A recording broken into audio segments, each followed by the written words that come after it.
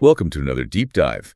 Today we're cutting through some of the noise around a really critical U.S. intelligence leak. Yes, this one's about Iran's nuclear trajectory. Exactly. And our mission, like always, is to pull out the key nuggets of knowledge for you from this material.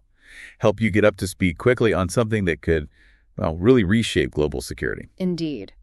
We want to unpack not just what the leak says, but maybe more importantly, why it matters. Connecting the dots. Right, highlighting those moments that make these complex situations a bit clearer for you. Okay, so let's get into it. This new U.S. intelligence leak, it basically reveals Iran's nuclear program is still moving forward. Despite everything. Despite years of pressure, sanctions, even sabotage reports.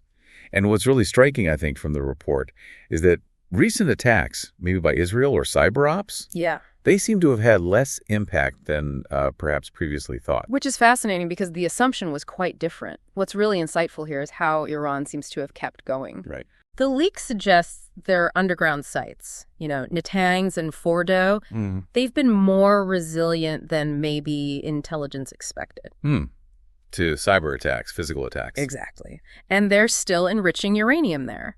For our listeners, that means boosting the concentration of the key isotope, U-235. Which you need for power. Or at higher levels for weapons. It suggests a pretty sophisticated, self-sustaining program, challenges the idea that just external pressure can stop them. Yeah. So despite all that international effort, they're sort of doubling down on the protected sites. It looks that way. And this commitment, this is where it gets really concerning, according to the leak. Yes. The report indicates Iran might already have enough enriched uranium for at least one nuclear weapon.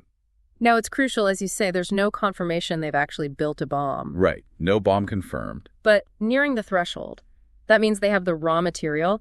It dramatically shortens the timeline if they did decide to build one. That's the key takeaway there, the shortened timeline. And this raises another big question, about monitoring. How do we know what's happening? Well, the report also says Iran is really limiting access for international inspectors, making it much, much harder to monitor progress or even confirm their claims of peaceful intent. So less visibility. Yeah. At a critical time. Precisely. That lack of transparency, it fundamentally changes the global calculation. And you can imagine this leak has caused serious concern. Washington, U.S. allies. Understandably. They have to reassess Iran's nuclear timeline now, right? Yeah. Potentially shorten it quite a bit. Yep. For policymakers, this isn't just abstract concern. It's shifting maybe from containment to imminent threat management, perhaps? Yeah, putting pressure on diplomacy, maybe reviving debates about a new deal or even preemption. And we're already seeing a split among experts on what happens next. Some think this has to lead to more diplomatic pressure. A stronger deal is the only way. Oh. Others are warning it might push Israel, maybe even the U.S., closer to considering military action. The idea that diplomacy's run its course. It just underscores the incredibly high stakes for global stability. Now, Iran, for its part, has consistently denied any secret weapons program. That's their official stance, yes. Peaceful purposes only. Civilian energy. But if we connect that to the bigger picture, the details in this leak seem to, well... They tell a different story. Yeah. It paints a picture of Iran quietly, but deliberately advancing its capabilities. Almost under the radar. Yeah. While attention is elsewhere. Exactly. It feels like a calculated move, suggesting something more strategic than just, say, a bargaining chip. And all this is happening while the wider region remains incredibly tense. Iran's strengthening ties with Russia, with China. That could give them economic, maybe military cover, help bypass sanctions. Potentially, yes. And meanwhile, tensions with Israel are, well, they're not exactly cooling down. Still escalating. This leak could absolutely trigger a new round of escalation, maybe in ways we don't foresee right now. The implications are just significant.